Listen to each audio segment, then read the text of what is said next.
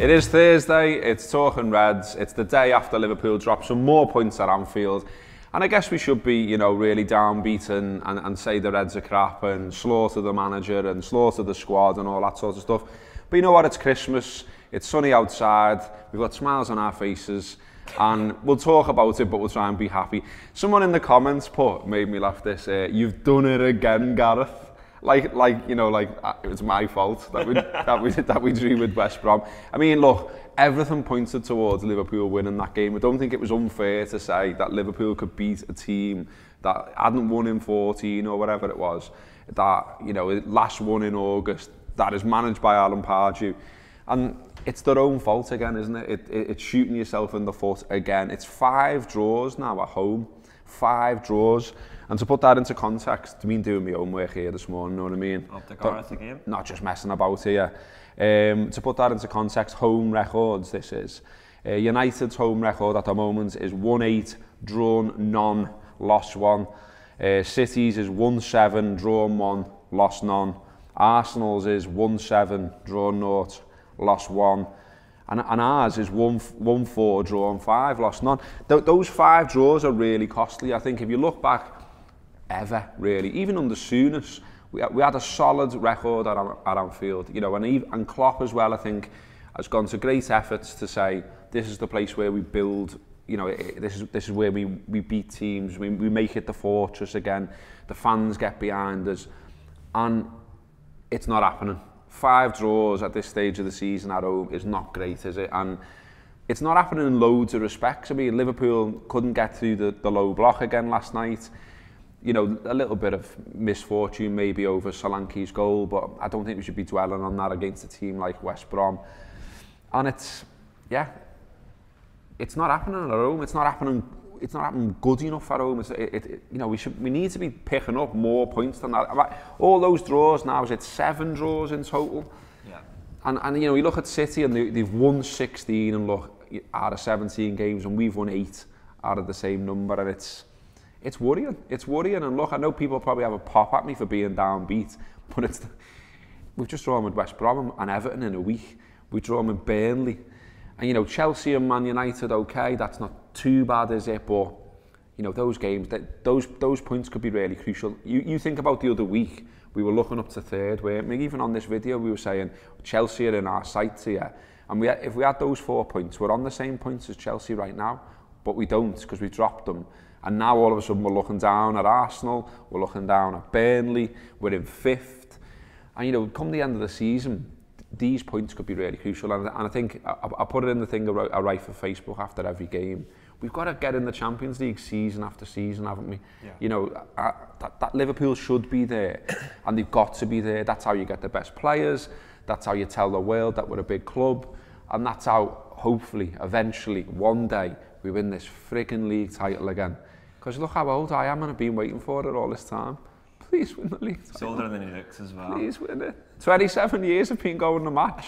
I started going the season after they last won it. Come on, Red. I was born just after they last won it. So, yeah, it's not all... Yeah, it's... I was having a nice morning until he started talking about football. No, sorry. I feel as if we did all our good jokes off camera. We used them all, now we have to be doom and gloomy. Yeah, look... It's really frustrating. I think the first thing before you say anything about you question what the manager did, what the players are doing at the minute, the first thing you have to say is that this under Klopp we've progressed. Yeah. We've qualified for the knockout stage of the Champions League. We're still there or thereabouts, 4th place and fighting for it, and we have a far better squad. So that's the first thing you have to say. It is disappointing because a couple of weeks ago we were talking about this being a team that had found their groove again, that this was a team that were building momentum and building towards something, even as far back as 2 weeks ago. That's what it felt like. And I think the most important thing is that football isn't black and white, and we shouldn't get really high. Well, no, we should celebrate the wins, but I don't mean we should get we shouldn't get carried away, and then we shouldn't get too low about a draw against West Brom. In 2 wins' time, say we win the next 2, then we're all talking about brilliant. Yeah, we're on the march again. It's emotional though what we're wrapped up in, isn't it? You know, when you put everything into your club, you're thinking about it every day. You know, you've grown up with it. You go home and away, all the rest of it. You invest everything into it really. And so if people start criticising the manager, if people start criticising the players at times as well, I don't think we should all be going off at each other. It's going to happen. Yeah. It's gone on forever as well. It's not a new thing. I see people saying, oh, you know, modern football now, you know, it's so fickle and all that sort of stuff. It's always been fickle. It's always been fickle around fans. And it's the nature of what we're involved in. It's because we're emotional about it. But all that said, you know, Liverpool right now, I mean, the performance yesterday was so frustrating, wasn't it? It's hard to sort of pick out any high points from it, really. It's hard to say. I mean, I did the post-match show with Neil. Neil was absolutely fuming. Neil was kicking off about the midfield. He was saying, you know, everyone's really quick to have a go at Henderson. Well, Henderson's not there last night, and the midfield was still crap. Yeah. You know, the full-backs don't cover themselves in glory. The forwards don't take the few chances that we have, and we end up, you know, you've got a team there now in West Brom. What is it? It's a club record, this. It's 16 games now without a win, which in their 139-year history is a club record for West Brom. We should have been beating them. It's not unfair to say that team we put out should be beating West Brom. And yet, you know, Mane has another off night, Firmino misses a good chance, Salah misses a good chance, and then it just really petered out, didn't it? I think there was a little phase, sort of maybe 60 to 70 minutes, where there was a little head of steam, and you sort of thought maybe here we can you know, turn the screw a little bit, get the goal, and then it just sort of petered back out again. And then there is the Solanke chance, and Oxlade-Chamberlain added a little bit of thought, but it's just not enough, is it? But even the Solanke chance, you know, this is a team that, like Gareth said, is just struggling to get any points on the board at the minute. And it wasn't like we were batting down the hatches. It wasn't as if we had them under pressure throughout the game. We didn't. And you know, to rely on, I've seen people talking even in the office about the disallowed goal. But like, if it comes down to that at home to West Brom, you know, that's disappointing. I think so many draws. That's the sign of a team that struggled to score at the end, struggle to score winners. I can't think of a last-minute winner or a winner right at the end since maybe the Mane goal last Christmas. Yeah, we've not been scoring in the latter stages. But it's also a team that are conceding late on as well, and I think that's why we've seen so many draws this season, and that's what's disappointing. And you know, I just don't want to be. I've seen people talking about the Everton one as well, that it wasn't a penalty or it was a dubious penalty, but I just don't want games like this against such poor sides to come down to, you know, a decision from a ref. That's what's annoying me at the minute. And like, you know, we played the Fab Four, as they're called, last night, and it didn't happen for us. So you're allowed the odd game like this. You're allowed the odd game where it doesn't work out for you and where there's just too many players having a bad night. But it's just that we've seen so many of these draws this season that makes it so frustrating. The other thing I wanted to talk about on this is sort of the backdrop that is set by the fans at Anfield as well. You know, we play a part. Of course we play a part, and you know, Klopp has called for it over and over again. He wants good atmosphere, positive atmosphere. He wants fans to stay to the end. Well, last night, it wasn't a positive atmosphere, it wasn't a good atmosphere, and fans didn't stay till the end. So it was all the things that the manager has asked for repeatedly didn't happen. And I thought a lot of the behaviour that was going on in the stands was absolutely mad last night. As I say, it wasn't particularly loud. I mean, I think there's some circumstances around that.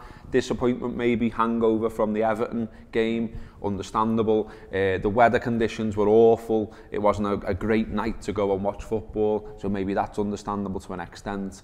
But nevertheless, you know, we're there to get behind the team, aren't we? We're there to support them. And what I saw and what I heard is, anytime the ball is at Karius's feet or in his hands, people are absolutely going mad at him for apparently not distributing it more quickly. When there's nothing on, there's nothing. You can't throw it out or kick it out if there's not a ball for him to do. You know what I mean? If people aren't making the runs, if people aren't in positions where you can see it and give it to them, what are we all having a go at the keeper about? And in fact, he makes a really good save from the header. Yeah, you know, so I actually thought he did all right, and I wasn't sure why so many people were getting on his back, to be honest. And then another thing was the shoot. What is the point in that? What is the point in that shout? The shot isn't on. The same as the distribution isn't on. The shot isn't on. They put everyone behind the ball. They had a 9-man defence, basically, in a big arc around the edge of their box, flying in, jumping in, getting in the way of everything. There isn't a shot on. That pisses me off more than anything, actually, because that's desperation on our part as fans. That's desperation, shouting that you just want a goal so badly. It's just have any opportunity. But if you actually look at the teams that score late on in games, you look at what City do. City are so patient because they believe in what they're doing, and they believe that that moment will come. There'll be a chance that arises in the last 10 minutes. They just keep playing as they've been throughout the game, and they score late winners and they score late goals. And so for us to be shouting shoot and encouraging the players to take pop shots, like Coutinho takes one, and it goes nowhere near. That doesn't help. That doesn't help anything. We need to be a little bit more confident in our ability and a little bit more confident that we'll come playing the way that we do play. Well, the big decisions as well have gone against us in 2 games as well. Anfield's been traditionally a place where big decisions go for Liverpool. Connected to the atmosphere, don't know. One for you to mull over yourself and maybe get involved in the comments below. Let us know what you think.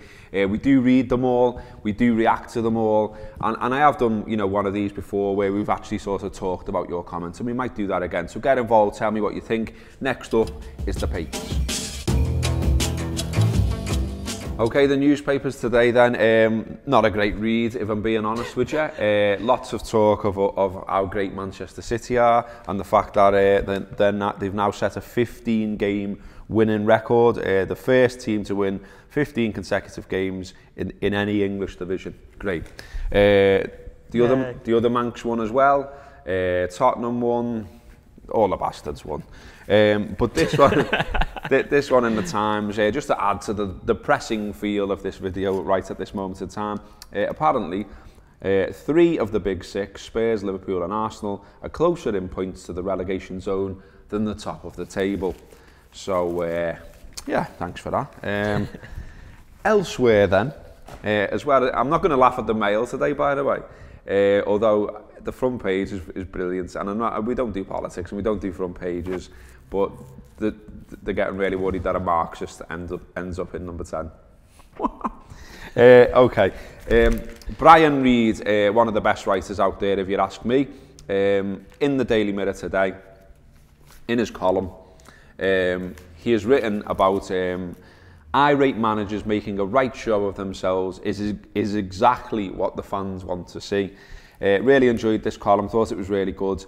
Something similar we were talking about the other day about, there should be emotion in football. That's what it's about. And the minute it becomes stats and sports science and all this crap that people continually throw at me, okay, there's a part for that, but there's a part for emotion as well. Emotion's why we're all wrapped up in it, after all. So just a little bit of Brian's column, wanted to read a bit out. He's talking about, the tunnel gate or water gate or whatever they're calling it today, but also about Jurgen Klopp kicking off on the reporter and all the coverage of that's followed. He says, Brian, it's called losing emotional control over something you have an unhealthy obsession with, and anyone who has texted, tweeted or podcasted their raw feelings after a dismal result knows you can often make a right show of yourself. So if the fans can get caught up in the emotion, why not the managers? And then he goes on to say, Brian, I mean, he's obviously been writing about football for a long time. Very good writer, as I say. A couple of books that are worth looking up if you don't know who Brian Reid is and you haven't read the stuff, give them a go. But he talks here about, some of his own experiences and as a fan and as a journalist. He says about Bill Shankly often using his acid tongue on those who questioned his decision-making. He says about being on the wrong end of a withering assessment of his football credentials by Kenny Dalglish, because he asked the question he thought that Brian shouldn't have.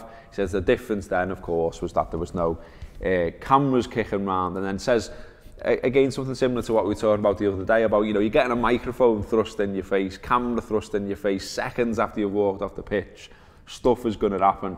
And then he gets a dig in it at the end, which he enjoyed as well. He says, one of the main reasons the Anfield faithful never took to Roy Hodgson was his lack of passion, his deference to the opposition, his diplomacy when he should have been raging. Quite right, Bri, quite right. Because, that was the thing with Hodgson. You remember when, for instance, Ferguson has a pop at Torres, and you've got this fella going, well, if Ferguson says that sound, and you've got him quoting Mourinho, you've got him saying to a journalist who's been a Liverpool fan all his life, who's grown up in this city, you're too scouse. No, mate, you're not enough scouse, and you should never have been our manager. Exactly. I agree with all that, and even going back on what Brian Reid was saying there.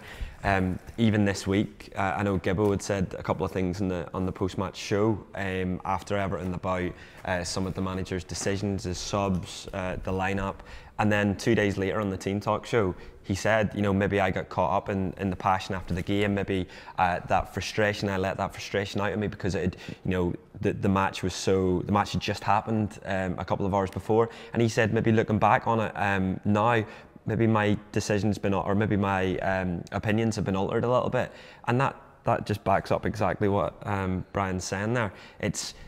At the end of the day, it is raw emotion that comes out of you straight after the game, and you're saying things because based on that frustration and that anger in that moment, and given time, you might change your opinion, or your opinion might be changed by others, and that's just what happens. That is football. I mean, if there'd been a camera on Neil Atkinson last night, outside home baked, seconds after he'd spilled out of Anfield, well, that would be absolute content. That would be flying right now on the internet because he was a wild man. He was gone. He was ranting. Let loose. He was ranting to no one in particular that I could see, just to the world about Emre Can v Jordan Henderson, about how Emre Can had strutted round and not really done much, and how come he doesn't get the stick that Henderson does. And then he was fronting about 5 or 6 different fellas outside home bake, giving this argument, and I walked up hoping to meet him to go and do our post-match podcast, and I thought, I'm not getting involved in this. What'd you do? I went in home baked and bought a scone. What'd you have on it? Jam and cream, it was lovely. Solid. Would solidly recommend going into home bake before and after the match. Maybe not every match, because you might pile on the pounds and that, but good stuff in there. What would you rather do though? Would you rather have a Just scone? spill your tea there, lad. Oh, sorry, did I? Grass. Absolute outtakes. What would you rather do though? Would you rather have a scone in the warmth of home baked, or would you rather be outside fighting Atkinson's corner? Most definitely the scone. Me too. Scone all day. Let us know your favourite cakes below. On the Anfield app today, 3 shows out today. We've got the review show, which by now you should know, it is what it is. They go back over the match, not as, Neil won't be raging when he does it this time. Because he's been given time to... what we just talked about. So they'll pick it apart, they'll have a look at what could have been done differently, why it went the way it went. One of our most popular shows, so give that a listen, that's out at 4 p.m. The Friday show is out as well, previewing all the weekend's football, and the fantasy football show is out later on tonight. So as usual, plenty on Tour Player, which is the Anfield app's subscription podcast service, £5 a month. Give it a go. Big plug there. You've got some big plugs as well. I do, yes. Today's the final day for customers in the US and Canada to buy any merch from our shop and have it delivered in time for Christmas. Look. Smooth. And I think UK's last delivery date is on Monday, so you still have plenty of time on there. But t-shirts, mugs, all of the usual merchandise. Okay, that has been today's Talking Reds. Up the Reds.